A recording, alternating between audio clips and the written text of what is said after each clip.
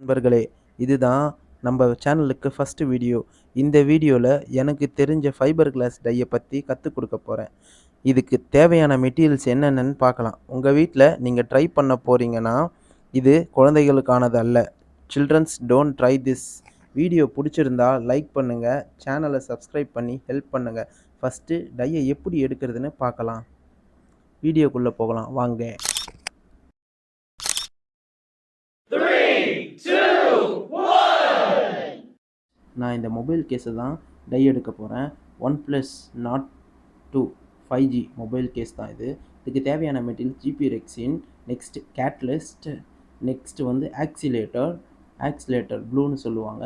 And then வந்து French chalk powder. இது local brand தான், பட் ஒரிஜினல் ஒயிட் கலரில் இருக்கும்.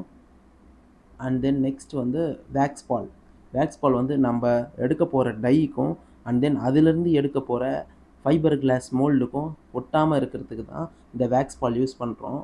அண்ட் தென் வந்து 2 ப்ரஷ்ஷு வந்து கோட்டிங் அப்ளை பண்ணுறதுக்கு தேவையான 2 ப்ரஷ். அதுக்கப்புறம் வந்து மேட்.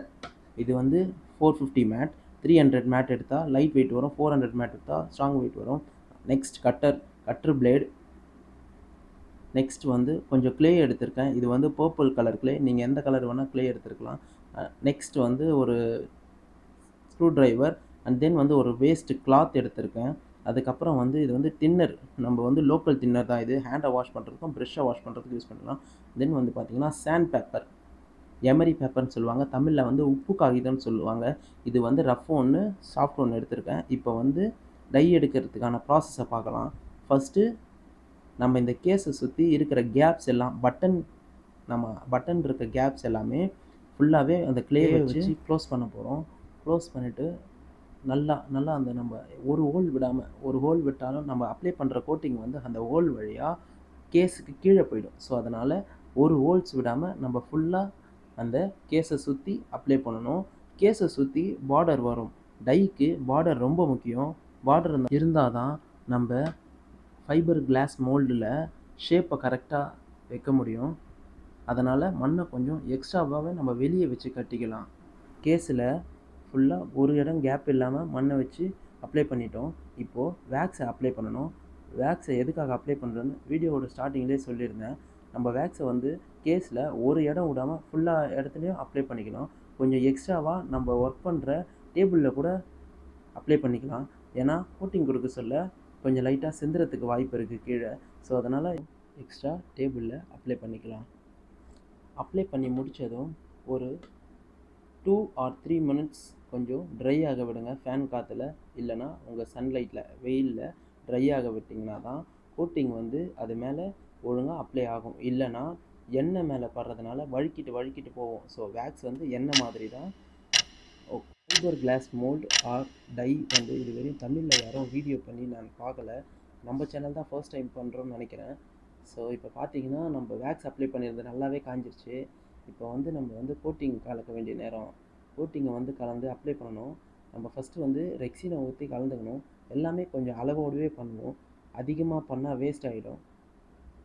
ஏன்னா இது கொஞ்சம் காஸ்ட்லியான மெட்டீரியல் எல்லாமே. ஸோ அதனால் ஒரு 35 கிராம்ஸ் வந்து நான் ரெக்ஸின் எடுத்துக்கிறேன்.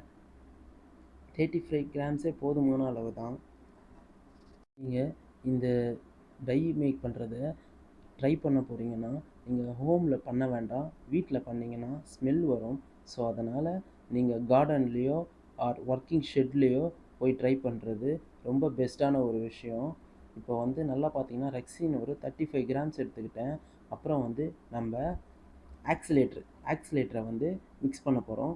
ஒரு டீஸ்பூனில் நான் வந்து 1/4 டீஸ்பூன் மட்டும்தான் எடுத்திருக்கேன். ஆக்சிலேட்டரை 1/4 டீஸ்பூன் எடுத்து நம்ம என்ன பண்ணணும், நல்லா மிக்ஸ் பண்ணணும். அந்த 1/4 டீஸ்பூனையே நல்லா மிக்ஸ் பண்ணால் தான் அந்த ரெக்ஸினில் வந்து ஆக்சிலேட்டர் வந்து தனியாக தெரியவே கூடாது. ஃபுல்லாக நல்லா கலக்குனிங்கன்னா டார்க் ப்ளூவாக இருக்க ஆக்சிலேட்டர் வந்து லைட் ப்ளூ ஆகிடும். ஆக்சிலேட்டர் நல்லா கலக்குனதுக்கப்புறமா ஃப்ரெஞ்ச் சாக் ஆட் பண்ணிக்கணும். ஃப்ரெஞ்ச் சாக் வந்து எப்பவுமே ஆக்சிலேட்டர் கலந்ததுக்கப்புறமா உடனே ஃப்ரெஞ்ச் சாக் ஆட் பண்ணிக்கணும். ஏன்னா கேட்லிஸ்ட் வந்து செகண்டரியாக தான் யூஸ் பண்ணணும். ஃபஸ்ட்டு வந்து கேட்லிஸ்ட்டும் ஆக்சிலேட்டர் மிக்ஸ் பண்ண அதே செகண்டில் கேட்லிஸ்ட் மிக்ஸ் பண்ணிங்கன்னா ஃபயர் ஆக வாய்ப்பு இருக்குது. ஸோ அதனால் ஆக்சிலேட்டர் மிக்ஸ் பண்ணதுக்கப்புறமா ஃப்ரெஞ்ச் சாக் மிக்ஸ் பண்ணிவிட்டு அதுக்கப்புறமா கேட்லிஸ்ட் மிக்ஸ் பண்ணிக்கோங்க.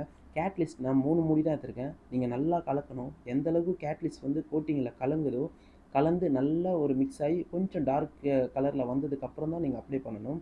இப்போ ஃபுல்லாக நம்ம கேஸ் ஃபுல்லாகவே அப்ளை பண்ணிக்கலாம். நல்லா ஒரு இடம் விடாமல் அப்ளை பண்ணணும். வீடியோவில் லாங்காக இருக்கிறதுனால உங்களுக்கு வந்து சில இடங்கள் அப்ளை ஆகாத மாதிரி தெரியும். ஸோ அதனால் நல்லா அப்ளை பண்ணிக்கோங்க. அப்ளை பண்ணி முடித்ததும் நான் கொஞ்சம் அந்த வேஸ்ட் டப்பாவில் டின்னர் எடுத்து அதில் வந்து ப்ரெஷ்ஷை நல்லா வாஷ் பண்ணிக்கிறேன். ஏன்னா டின்னரில் மட்டும்தான் இந்த மெட்டீரியல் கரையும், தண்ணியில் கரையாது.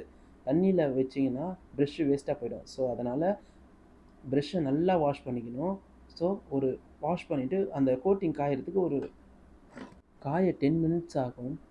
இப்போ கொஞ்சம் பார்த்தீங்கன்னா நல்லா ட்ரை ஆன மாதிரி இருக்குது. ஒரு மாதிரி ரப்பர் மாதிரி ட்ரை ஆகணும். ட்ரை ஆனதுக்கப்புறமா நம்ம என்ன பண்ணணும், மேட் எடுத்து பக்கத்தில் வச்சுக்கலாம். மேட் இப்போ யூஸ் கிடையாது, ஆனால் பக்கத்தில் வச்சுக்கலாம். நீங்கள் டின்னரில் நினச்ச ப்ரெஷ்ஷை நல்லா தொடச்சிக்கணும். அதில் வந்து டின்னரே இருக்காத அளவுக்கு நல்லா தொடச்சிட்டு திருப்பி செகண்ட் ரவுண்டு, இது வந்து செகண்ட் ரவுண்டுக்கு அதே 35 கிராம்ஸ் வந்து ரெசின் எடுத்துக்கணும். 30 கிராம் நல்லா அளவு எடுத்து வச்சுக்கினீங்கன்னா இது வந்து செகண்ட் ரவுண்ட். ஃபஸ்ட் ரவுண்டு இல்லாமல் செகண்ட் ரவுண்டு அதே மாதிரி சேம் ப்ராசஸ் தான். 35 கிராம்ஸ் ரெசின் எடுத்துகிட்டு அதுக்கப்புறம் ஆக்சிலேட்டர் வந்து ரெண்டாவது ஆக்சிலேட்டர் நம்ம கலக்கணும். 35 கிராம்ஸ் போதுமான அளவு. ஆக்சிலேட்டர் வந்து நல்லா கலக்கிக்கணும். இதில் வந்து அதே மாதிரி ஒரு டீஸ்பூனில் நான் 1/4 டீஸ்பூன் தான் ஆக்சிலேட்டர் ஆட் பண்ணியிருக்கேன். அந்த 1/4 டீஸ்பூனே போதுமான அளவு தான். நல்லா கலக்கிக்கணும். நம்மளால் முடிஞ்ச வரையும் கலக்கிக்கணும். ஃபஸ்ட் ரவுண்டு என்ன ப்ராசஸ் பண்ணமோ அதே ப்ராசஸ் தான் இதுலேயும் பண்ண போகிறோம். பட் என்ன ஒரே ஒரு வித்தியாசம்னா, ஃபஸ்ட் ரவுண்டில் நம்ம ஃப்ரெஞ்சாக் வந்து கம்மியாக ஆட் பண்ணோம். கொஞ்சம் சாலிடாக இருந்தது கோட்டிங். ஆனால் செகண்ட் ரவுண்டில் நம்ம ஃப்ரெஞ்சாக் வந்து நிறையவே ஆட் பண்ணிக்கணும். ஏன்னா செகண்ட் ரவுண்டு வந்து மேட் வைக்க போகிறதுனால நல்லா கட்டியாக இருக்கணும் கோட்டிங். ஸோ அதனால் என்ன பண்ணணும்னா ஃப்ரெஞ்சாக் வந்து கொஞ்சம் நிறையவே ஆட் பண்ணிக்கிறோம். நல்லா பார்த்தீங்கன்னா ஒரு 4 ஸ்பூனாச்சு நான் ஆட் பண்ணியிருப்பேன். ஆட் பண்ணி 4 ஸ்பூன் ஃப்ரெஞ்சாக் பவுடர் ஆட் பண்ணி நான் வந்து நல்லா மிக்ஸ் பண்ணிக்கிறேன். என்னால் எந்த அளவுக்கு முடியுமோ அந்த அளவுக்கு கட்டிமானம் வர வர மிக்ஸ் பண்ணிக்கணும். மிக்ஸ் பண்ணி முடித்ததுக்கப்புறமா கேட்லிஸ்ட் எடுத்து ஆட் பண்ணுறேன். கேட்லிஸ்ட் பார்த்திங்கன்னா ஒரு 3 ஸ்பூன் அதே மாதிரி ஆட் பண்ணிட்டோன்னே கேட்லிஸ்ட் ஆட் பண்ணி நம்ம கலக்கும்போது திருப்பி கொஞ்சம் லிக்விடாக வாய்ப்பு இருக்குது. ஸோ அதனால் இன்னும் கொஞ்சம் ஃப்ரெஞ்சாக் போட்டு நான் நல்லா மிக்ஸ் பண்ணிக்கிறேன். மிக்ஸ் பண்ணிவிட்டு நல்லா மிக்ஸ் பண்ணி முடித்தோடனே நான் என்ன பண்ணுறேன்னா நல்லா ஒரு திக்கான கோட்டிங்காக நான் வந்து அப்ளை பண்ணுறேன் நம்ம ஃபோன் கேஸ் மேலே. ஏன்னா டை ப்ராசஸ்க்கு திக்கான இது செகண்ட் ரவுண்ட் அப்ளை பண்ணியே ஆகணும். அதுக்கப்புறம் நல்லா நம்ம மேட்டை வச்சு ஃபுல்லாக க்ளோஸ் பண்ணிவிட்டு நம்ம திருப்பி அதே மாதிரி ஒரு 35 கிராம்ஸ் அதிகமாக எடுத்துக்கிறோம். 35 கிராம்ஸே ரொம்ப அதிகம். ஸோ அதனால் அதில் கொஞ்சம் ஆக்சிலேட்டர் மற்றும் கேட்லிஸ்ட் ரெண்டுமே மிக்ஸ் பண்ணிக்கிறோம். நல்லா மிக்ஸ் பண்ணி முடித்தோடனே ஃபுல்லாக நான் ஃபினிஷ் பண்ணுறதுக்கோசம் நல்லா அப்ளை பண்ணிக்கிறேன். நம்ம மேட் ஃபுல்லாக நனைகிற அளவுக்கு நான் அப்ளை பண்ணிவிட்டு ஃபுல்லாக சுத்தமாக ஒரு ஃபினிஷ் கிடைக்கிற அளவுக்கு நான் ஃபினிஷ் பண்ணிக்கிறேன். இந்த மாதிரி ஃபினிஷ் பண்ணதுக்கப்புறமா ட்ரை ஆகிறதுக்கு ஒரு 10 to 15 மினிட்ஸ் ஆகும். கண்டிப்பாக 10 to நம்ம கேட்லிஸ்ட் ஆர் ப்ளூ அதிகப்படுத்தணும்னா இன்னும் கொஞ்சம் ஃபாஸ்ட்டாக ட்ரை ஆக வாய்ப்பு இருக்குது. ஆனால் அந்த மாதிரி பண்ணால் டை வந்து ஃபினிஷிங்காக வராது. ஸோ அதனால் நம்ம ஸ்லோவாகவே பண்ணலாம். ஸ்லோவாக பண்ணால் தான் நல்லாயிருக்கும். ஸோ உங்கள் வீட்டில் எதுனா குழந்தைங்க அப்படி யாருனா இருந்தாங்கன்னா அவங்கக்கிட்ட இந்த மாதிரி மெட்டீரியல்ஸை கொடுக்காதீங்க. இப்போ பார்த்தீங்கன்னா கொஞ்சம் ட்ரை ஆகிடுச்சு, நல்லாவே கட் பண்ணால் கட் ஆகுது. இந்த மாதிரி சுத்தமாக பார்டரை க்ளீனாக கட் பண்ணிவிட்டு ஒரு 1 இன்ச் ஆர் 2 இன்ச் வந்து பார்டரை நம்ம விட்டு கட் பண்ணியிருக்கேன். நல்லா பாருங்கள், விட்டு கட் பண்ணிவிட்டு நம்ம வந்து இப்போ வந்து எடுக்க போகிறோம். நல்லா காஞ்சிருச்சு. இப்போ நான் ஓப்பன் பண்ணதுக்கப்புறமா க்ளே தனியாகவே விழுது, அந்தளவுக்கு காயணும். நல்லா காஞ்சிருக்கு. இப்போ வந்து கேஸோட நம்ம டையில் வந்து நம்ம ஃபோனோட கேஸ் வந்து ஒட்டிக்கிட்டு இருக்கு பாருங்கள். இப்போ வந்து நான் எடுக்கிறேன். அதை நம்ம வேக்ஸ் பால் அப்ளை பண்ணதுனால ஈஸியாகவே அது ரிமூவ் ஆகுது பாருங்கள். நல்லா ரிமூவ் ஆகிடுச்சு.